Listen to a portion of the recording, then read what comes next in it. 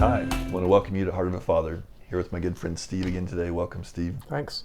And we're just excited to be with you and have you join us on our journey of just embracing our Father's love for us, seeing how much He loves us, and from that place of knowing we're loved, producing lasting fruit, giving that love away, making an impact on others. And specifically, we've been in a journey talking about making an impact on our children and the next generation. So what does that look like? And today we want to lean in a little bit to the fact that we need a lot of people to help us do that. At least I know I do, and I know Steve would agree with that it's important to include others. So Steve, just jump into that dynamic and what's been key in your life and what's that look like in helping, just seeing other people help you and Janice in your parenting journey. I feel like we cheated, so I need to turn myself in. The reason why I say that is because we were part of a really dynamic spiritual family community in our ministry setting in Youth with a Mission, which exposed our children to very positive peers, but also to older children, a little bit older than them, and then also as our children got older, especially in their my two oldest, as they got into their teenage years, then they began to have more relationship with young adults who took interest in them.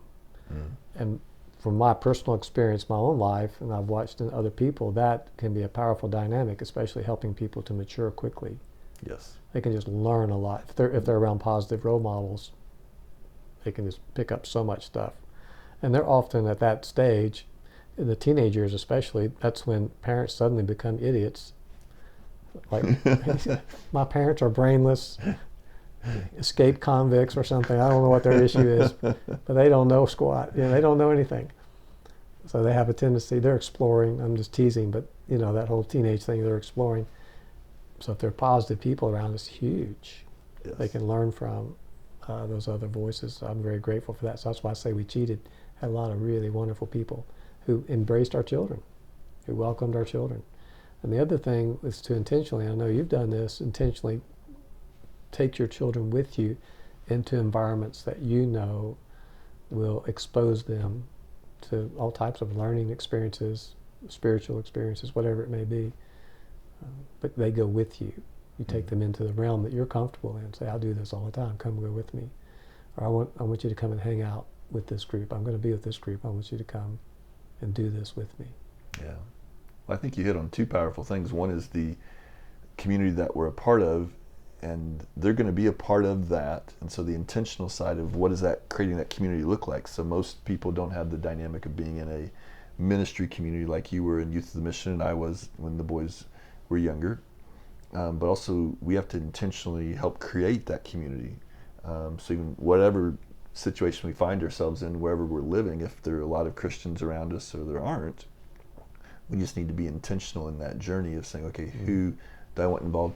And in my life, that's where it starts, in our lives as family, and so who do we lean into? Because that takes work sometimes, because it's like, well, I just wish everybody would just show up, like flies on honey, and all these great spiritual people would just show up in my life, and really taking the initiative to go, hey, a friend must be friendly themselves. So even in the sense of feeling like, well, I'm not sure how much I have to give to others, whether it's people like you or Todd or whatever, stepping up and saying, well, I'm going to give what I have, so that they will in turn step into my life. And I'm grateful for the people that either we invited in, or I'm also grateful for the people that took initiative and in a sense, and not invited themselves, but just said, hey, they recognize that it's okay to invest, to respect the boundaries of parents, but at the same time say, I'm going to invest and pour into these boys. So yeah, I can think of people who were influential in my life who would pass through our geographical area from time to time, maybe come and stay for a week or so, teaching or whatever. And if we had the opportunity to have them in our home for a meal or just to visit, I always, especially as our children, well, even at any age, right. I still remember my young children drawing pictures and coloring pictures for some of these people. But they embraced them and, in a sense, blessed them. Like you could sense their heart was a heart of blessing and recognition, which is huge. So yeah, just seizing those opportunities. You think about The whole thing that they like, okay, if I could just snap my fingers and Moses and Abraham and Elijah would all just show up at my dinner table, that'd be great. That'd really bless my kids. Well, it would if that happened. That's sort of, I don't think it's going to happen that way.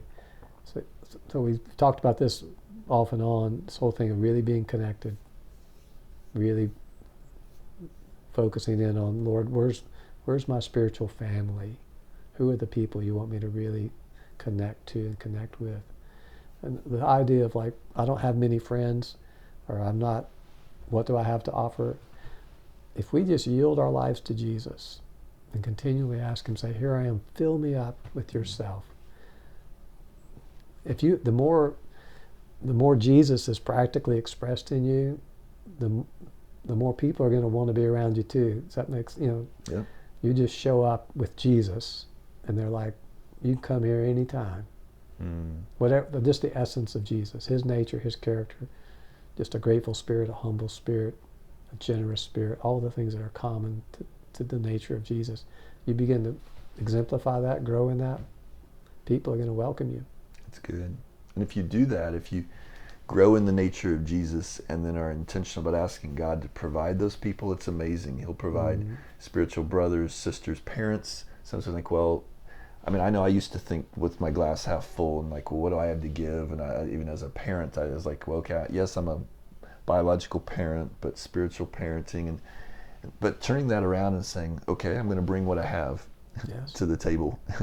And it's almost, I've almost had this word picture, like, the beauty of family sitting at table. It's like, well, I'm going to show up, I'm going to offer what I have at the table, and I'm going to invite others to the table, even if I feel inadequate, and see who shows up and ask God to bring those people. It's like, well, I'm going to show up and have my meal here, and hopefully it's, instead of having the mentality of the kid in the lunchroom thinking, oh, I'm going to be all by myself, turning that mentality is saying, God, bring the men, bring the women, bring the peers for my kids. But then taking intentional steps to make that happen. Yeah. This maybe just to take a second here to address this. There's a hunger in our society among young people, among young adults. I can think of specific situations where people, they wanted my attention. They wanted the attention of Janice and our attention. In any way we included them in our family or welcomed them into our lives, our homes, they ate it right up. And just recently, a young adult said, with his special person, with his girl, they were eating a meal with us, and the statement was made sometime a few days later or something. They're like, you're the first older couple that's really paid attention to us. And we're just a couple of old people. So we're thinking, who wants to hang out with us? But it was like, we're so glad you did. We're so glad you paid attention to us. So I don't feel noble, and I don't bring that up like, we're really good people. Look what we did. Not that at all. It's the hunger that's there. So there may be people listening right now, and the question you should ask is, who do I need to set a chair out for at my table? And then for those who are saying, boy, I don't know where my table is. Like, I agree 100%, Bob. Just ask Jesus. Jesus, where's my table? Yes. On both dynamics. Because he will provide both those things. He'll provide people. If you feel like you have something to give or whether you don't, he created you and me. He created us to be in family. Family was his idea. Male and female, being made in his image. He said, multiply, fill the earth, subdue it, be connected. And that goes way beyond our biological family to fostering adopted kids to the spiritual kids to the larger community. It takes a village to raise. I'm so grateful for you, for the Davises. I'm grateful for so many other people. I could start naming names, but even in moving back to Kansas City 16 years ago, it's hard to believe, but Christy taking initiative and saying, man, she experienced that community not only in Youth of the Mission, but being from a family where her parents were divorced when she was in those critical teen years, she got community and family through her Christian high school, and so she wanted that for our boys, and I'm glad she championed that at a time when I wasn't stepping up as the man of God in the household and saying, what is it that our young men really need? And it took me a year or two, and then I embraced it and said, no, this is us. Yes, we want this. one of those, it was just for the some of the peers. Some of them were great, some of them weren't, and same with the teachers. But there were some key people in that community that invested in our sons' lives that to this day have an impact on them. Mm. Yeah, and the reality is, full disclosure here, both of us have married well. Yes. And that our wives have really helped this part of creating a place at the table for others, and everything we've been talking about. Yes. I mean, especially for me, you can speak for yourself, but for me, I'm like, oh my, I don't know where I'd be without Janice in this whole aspect. Yes. No, I agree. Christy's been amazing in that process, and just the value of family and relationships and community, and there again, I just encourage everybody today to take those baby steps. Take a step, towards others. And here's the deal. Start with taking a step towards Jesus. That might sound strange, but that's what's been so transformational in my life. That's why we even talk about every session opening up, receiving the love of God. Because as I step towards Him, I always just receive His love, even if it's correction. It's just so merciful, so gracious, and so my value goes up. So if I step towards somebody else and say, hey, how can we connect, and they don't desire connection, my connection with Jesus strengthens me in that. And as I add those connections, as I have people like Steve and I have people like Todd and others in my life, those connections also give me the strength. So when the person's like, I don't want to connect, I don't linger there. I bless them, I affirm them, and then I move on so that the family, the tribe that the Swanks are involved in can continue to be strengthened. Not that we're building our kingdom, just the opposite, that we want to be a blessing to advance God's kingdom in the earth. So take a step towards Jesus again today, like we always encourage you to do, and take a step towards somebody else that you believe that God's encouraging you to either impart to or to receive from as part of spiritual family. You'll be glad you did. God bless you.